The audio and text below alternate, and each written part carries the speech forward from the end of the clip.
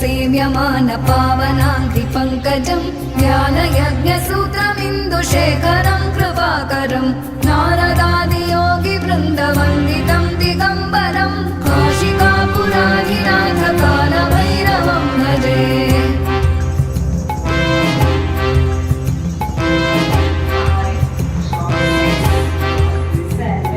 भानुकोटिभास्वरं भवाब्धितारकं परं नीलकण्ठमीप्सितार्थदायकं त्रिलोचनं कालकालमम्बुजाक्षमक्षशूलमक्षरं काशिकापुराधिनाथ कालभैरवं भजे।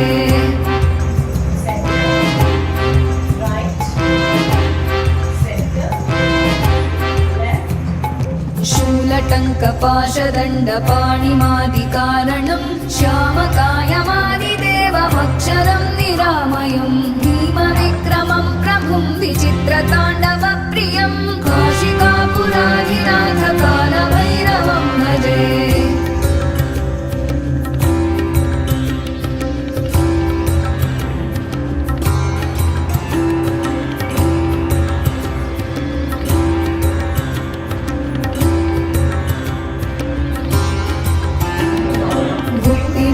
दायकं प्रशस्तचारुविग्रहं भक्तवत्सलं स्थितं समस्तलोकविग्रहं निरीक्ष्णन् मनोग्रहेम किङ्किणीलसत्कटिं काशिकापुराधिनाथ कालभैरवं भजे।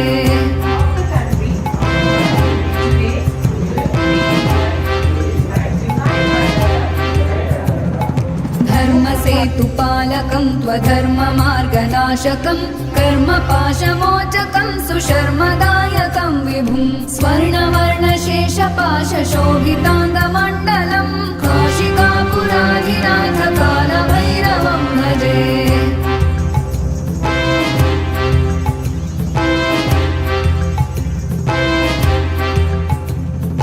रत्नपादुका प्रभाभिराम